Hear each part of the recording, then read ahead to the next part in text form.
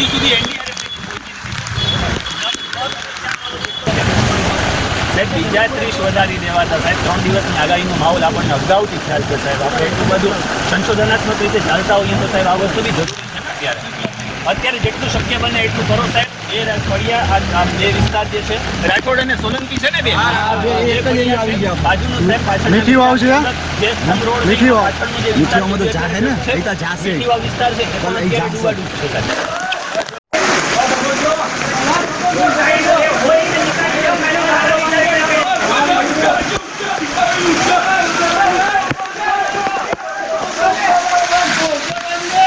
સરકારથી મારી નમ્ર અપીલ છે કે તમામ જે કોઈ પણ અસરગ્રસ્ત થયા છે, જે કોઈને પણ નુકસાન થયું છે, આ તમામ નુકસાનની ભરપાઈ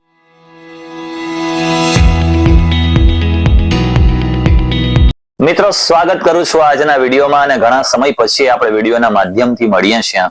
ઘણી બધી બાબતો છે કે જે બાબતોની ચર્ચાઓ મારે તમારી સમક્ષ કરવી છે. ઘણા બધા મુદ્દાઓ છે કે જે મુદ્દાઓ મારે તમારી સમક્ષ રજૂ કરવા છે. મિત્રો, આ મોસમનો પહેલો વરસાદ, અને પહેલો વરસાદ એટલો અતિશય હતો કે જેટલા પણ નીચાણવાળા વિસ્તારો છે આ તમામ નીચાણવાળા વિસ્તારોમાં પાણી ઘૂસ્યા છે અને એ અસરગ્રસ્ત થયા છે, અને તમામ નીચાણવાળા વિસ્તારો જે છે એ પ્રભાવિત થયા છે. મિત્રો, 2 તારીખે રાત્રિના 12 વાગ્યા દરમિયાન ધીમી ધારે આ મોસમનો પહેલો વરસાદની શરૂઆત થઈ અને ત્યાર પછી એ સતત વરસતો રહ્યો અને 2 તારીખે રાત્રિના 12 વાગ્યા સુધી એટલે કે 3 તારીખની શરૂઆત થકી આ ધીમે ધીમે વરસાદ વધતો ગયો. લગભગ 20-22 ઇંચની આસપાસ આ વરસાદ એક જ દિવસની અંદર નોંધાયો. પહેલા વિડીયો જોઈ લો.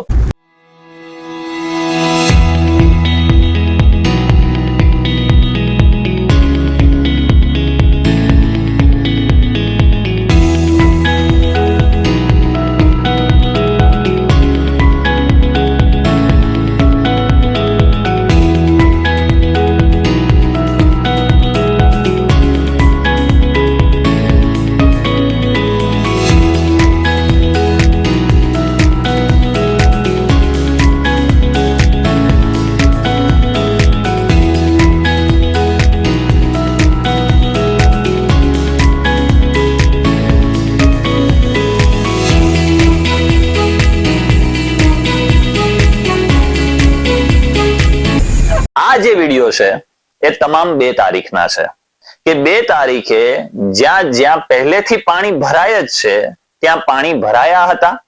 એ તમામ વિસ્તારો કે જે વિસ્તારોની અંદરથી આજ દિન સુધી હજુ સુધી તંત્ર ત્યાંથી પાણીના નિકાલ માટેનું કોઈ પૂર્વાનુયોજન કરી જ નથી શકી. મિત્રો, વરસાદ પડે ને તંત્રની પણ ખબર પડે કે ખરેખર તંત્ર પબ્લિક માટે કેટલું સજાગ છે અને તંત્ર જે છે એ પબ્લિક માટે કેટલું કામ કરી રહી છે. તમને બધાને ખ્યાલ હશે કે અગાઉ પણ એ માટે મારી લડત હતી કે જે રસ્તા ખોદાયા છે એ તમામ રસ્તાઓની અંદર ક્યાંક ટ્રેક્ટરો ઘૂસ્યા છે, ક્યાંક બોલેરાના ટાયરો ફસાયા છે, ક્યાંક બસ છે એ બસો ફસાઈ છે. ઘણી બધી બાબતો કે જે બાબતોને આ રીતે સાંખી ન શકાય. તમામ રસ્તાઓની ઉપરથી નીકળવું મુશ્કેલ ભર્યું થઈ ગયું છે અત્યારે હાલની પરિસ્થિતિમાં પણ. પરંતુ હાઈ એલર્ટ પર હતું. 2-3 દિવસની આગાહી હોવા છતાં એનડીઆરએફ ની જે ટીમ છે એ ટીમ હજુ સુધી માંગરોળની અંદર પહોંચી નહોતી. 3 તારીખે બપોર સુધીમાં એવું બન્યું કે ઉપરના જે પાણી છે એ તમામ પાણી નીચાણવાળા વિસ્તારની અંદર ભરાઈ આવ્યું. લગભગ 5-6 ફૂટ સુધી પાણી ભરાયા. જુઓ તમે આ વિડીયો.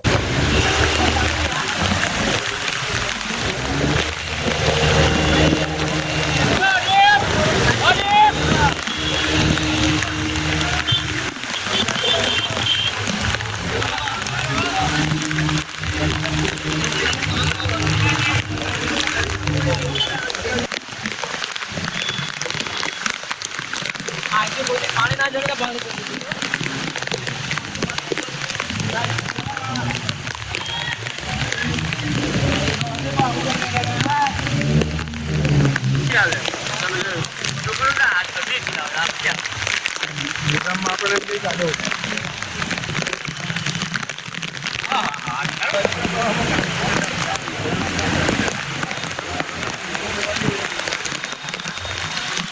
NDRF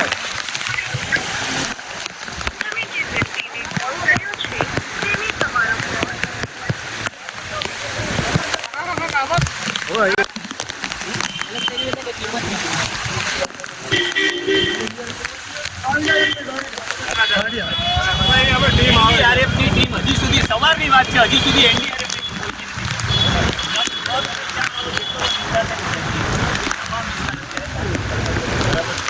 માહોલ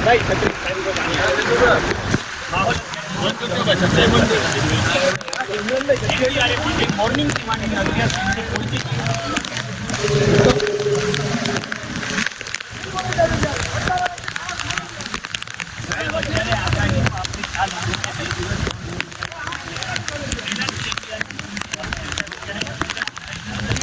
ખરાબ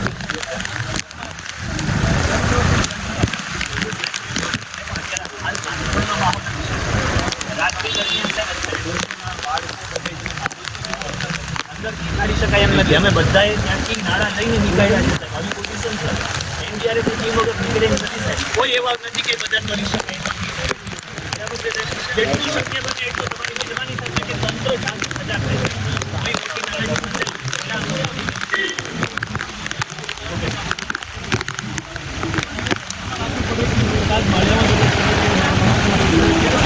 સાહેબ એક ટીમ કેટલી જગ્યાએ મૂકી છે? ઓકે સાહેબ બીજા 30 વધારી દેવાતા સાહેબ. 3 દિવસની આગાહીનો માહોલ આપણને અગાઉથી ખ્યાલ છે સાહેબ. આપણે એટલું બધું સંશોધનાત્મક રીતે જાણતા હોઈએ તો સાહેબ આ વસ્તુ બી જરૂરી છે ને અત્યારે જેટલું શક્ય બને એટલું કરો સાહેબ. એ ફળિયા આ બે વિસ્તાર જે છે રાઠોડ અને સોલંકી છે ને બે બાજુનો સાહેબ પાછળ મીઠી વાવ છે મીઠી વાવ પાછળનો જે વિસ્તાર મીઠી વાવ વિસ્તાર છે એ પણ અત્યારે ડૂબાડૂબ છે સાહેબ. બરાબર માહોલ બહુ ખરાબ છે. જો રાત્રિ દરમિયાન પણ આમને આમ રહેશે ને તો આખું માંગરોળ સાહેબ ખાલી કરવું પડશે. એવી પરિસ્થિતિ જેટલું શક્ય બને એટલું સાહેબ વહેલી તકે તમે ટીમનો બોલાવો. કેટલા સમયની અંદર ટીમ આવશે?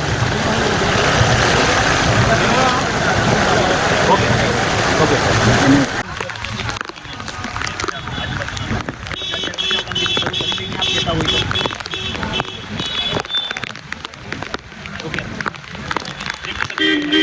ટ્રાય કરીએ છીએ નીકાળવાની. બરાબર સાથે ટીમ બોલાવીને આપણને ત્રણેય વિસ્તારમાં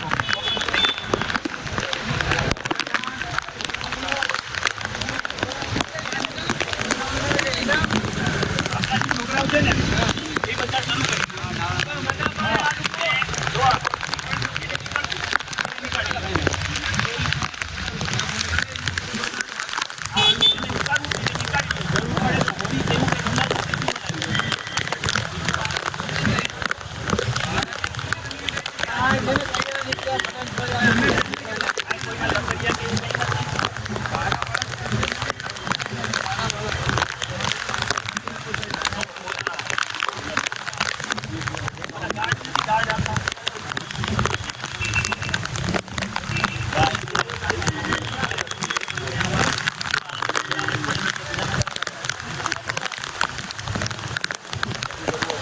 અત્યારે અંદર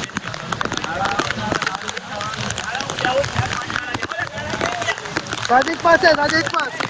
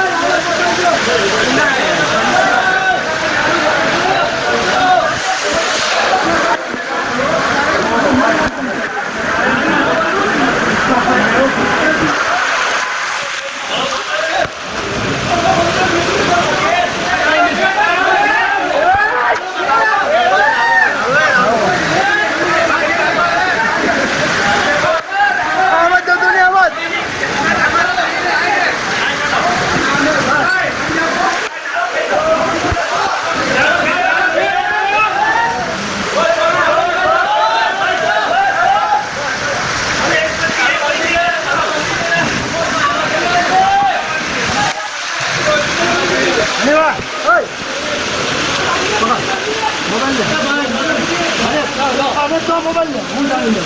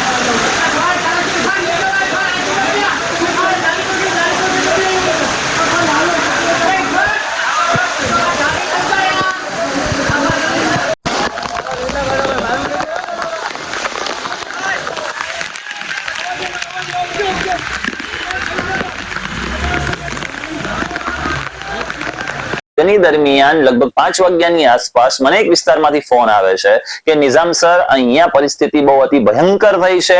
એ વિસ્તારની અંદર પાણી એટલું જબરજસ્ત ભરાયું છે કે જે વિસ્તારની અંદરથી લોકો બહાર નીકળી પણ નથી રહ્યા અને NDRF ની ટીમ હજુ સુધી પહોંચી પણ નથી.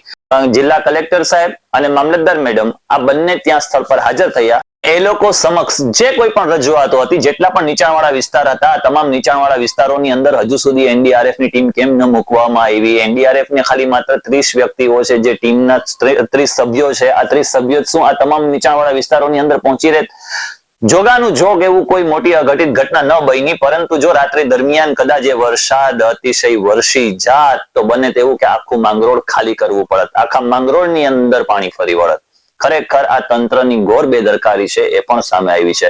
પાલિકા તંત્રની પણ બેદરકારી સામે આવી છે કે જે લોકોએ રસ્તા પણ આ પ્રકારે ખોદીને રાખ્યા છે કે જેની અંદર આજ બોલેરા છે, ગાડીઓ છે, બસો છે, જે સિટી શહેર વિસ્તારની અંદર પલટી મારી જવાના ભય છે. તો આપણે પછીના વિડીયોમાં વાત કરીશું. ની તારીખમાં બચાવ કામગીરીમાં જે કોઈ લોકો જોડાયા છે, જે કોઈ પણ સામાજિક કાર્યકરો છે, જે કોઈ પણ આગેવાનો છે, જે કોઈ પણ સેવાભાવી યુવાનો છે કે જેણે પોતાની ફરજ સમજીને નીચાણવાળા વિસ્તારની અંદર જ્યાં જ્યાં પાણી ભરાયા હતા તે પાણીમાંથી લોકોને બહાર નીકાળીને, બાળકોને, વૃદ્ધોને, બહેનોને તમામને બહાર નીકાળીને એક સલામત જગ્યાએ ખસેડ્યા છે.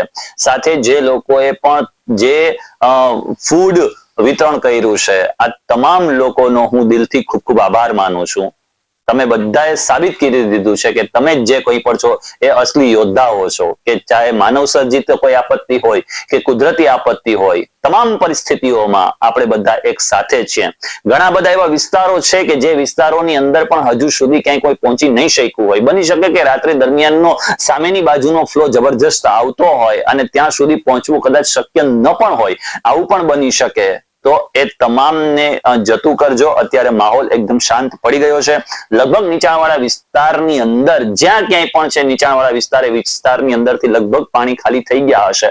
સરકારથી મારી નમ્ર અપીલ છે કે તમામ જે કોઈ પણ અસરગ્રસ્ત થયા છે, જે કોઈને પણ નુકસાન થયું છે, આ તમામ નુકસાનની ભરપાઈ સરકાર તરફથી કરવામાં આવે, આવી હું મારા વિડીયોના માધ્યમથી અપીલ કરું છું. મિત્રો, ક્યાંય પણ એવી કોઈ પરિસ્થિતિ સર્જાય છે અથવા તો તમને એવું ક્યાંય જણાય આવે છે, તમને ખ્યાલ આવે છે કોઈ ઘરની અંદર, કોઈ વિસ્તારની અંદર, નીચાણવાળા વિસ્તારની અંદર જ્યાં અતિશય અસરગ્રસ્ત બન્યું હોય અથવા તો ક્યાંય વધારે પડતું નુકસાન થયું હોય, ત્યાં મારો પણ સંપર્ક કરજો. જેટલું શક્ય બનશે એટલું આપણે એમની વહારે આવવાનો પ્રયત્ન કરીશું. તમામ સાથે જોડાઈને આપણે કામ કરીશું.